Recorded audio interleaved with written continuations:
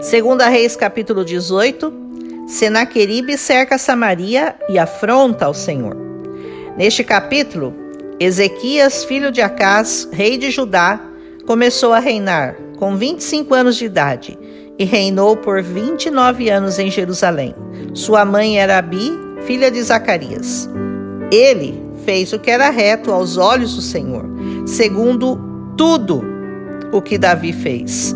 E até removeu os altos, quebrou as imagens, cortou os bosques em pedaços, e até mesmo a serpente de bronze que Moisés fizera, porque até ela virou peça de adoração, e queimavam incenso a ela, e a chamavam de Neustã, que quer dizer pedaço de bronze, um nome que mostrava desprezo por ela, porque não era nada, era só isso, um pedaço de bronze.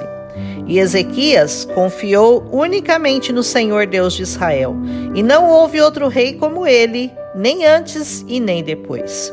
Ele se apegou ao Senhor, não deixou de segui-lo, guardou seus mandamentos, e o Senhor esteve com ele, e ele prosperava em tudo o que fazia. O rei da Assíria, Salmaneser, se rebelou contra ele e não o serviu. E no 4º ano de seu reinado, ele subiu contra Samaria e a sitiou. Conduziu Israel para Ala e Abor, na Assíria, junto ao rio de Gozã, porque eles não obedeceram à voz do Senhor, transgrediram o pacto e tudo que Moisés ordenou que fizessem, não fizeram. No 14º ano, o rei Senaqueribe subiu também contra Judá. E Ezequias lhe perguntou o que ele queria para deixá-los em paz, ao que ele pediu 300 talentos de prata e 30 talentos de ouro. E Ezequias lhe deu todo o ouro e toda a prata que estavam na casa do Senhor e na casa do rei.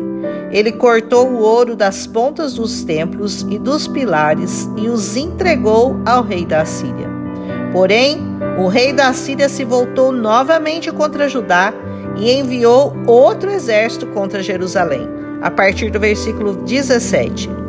Esses homens mandam chamar ao rei Ezequias e afrontam ao Senhor Deus, dizendo: que confiança é essa para que se rebelem contra nós? Quem é o faraó, rei do Egito? Supondo que eles tinham feito aliança com o Egito. Mas, na verdade, a confiança deles estava no Senhor. E também ele lhes disse, no versículo 22, vocês confiam no Senhor, cujos altos Ezequias retirou? Porque para os assírios, a limpeza que Ezequias tinha feito era um sacrilégio e não uma obediência ao Senhor. Senaqueribe queria que o povo se voltasse contra Ezequias. No versículo 23, o rei Senaqueribe faz uma insinuação sarcástica, dizendo: eu te darei 2.000 cavalos se você tiver cavaleiros para colocar sobre eles. Ezequias nem sequer tinha esse número de cavaleiros. Ezequias, entretanto, tinha escolhido outro meio de defesa. No versículo 24, o rei da Assíria lhe diz que eles não podiam opor-se a eles.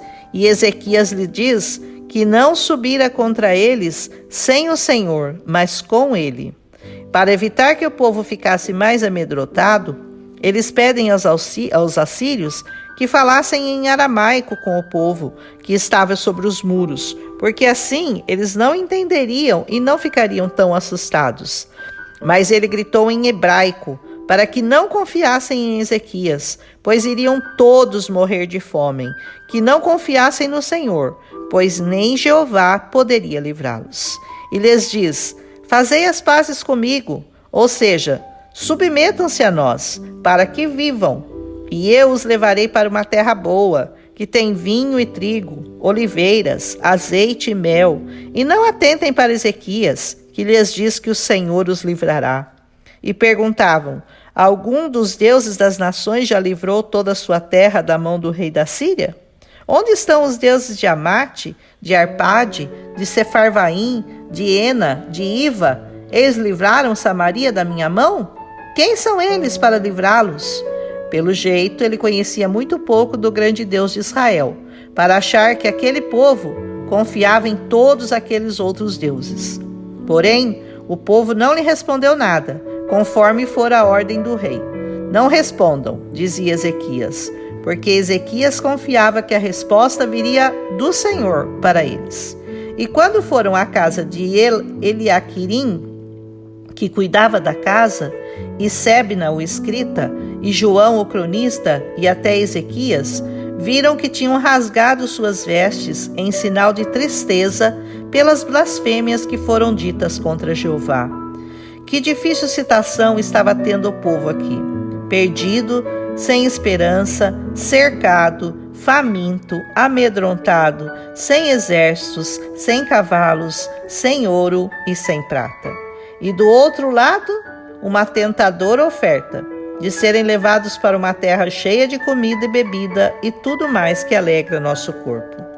Essa é a perfeita descrição da nossa guerra entre o espírito e o corpo, entre honrar ao Senhor, privando-nos dos prazeres deste mundo, ou servir a nossa carne e seguir este mundo que nos cerca. A situação parecia sem saída. A única esperança era um milagre, algo sobrenatural, que só o Senhor poderia fazer, porque humanamente falando, não havia mais esperanças.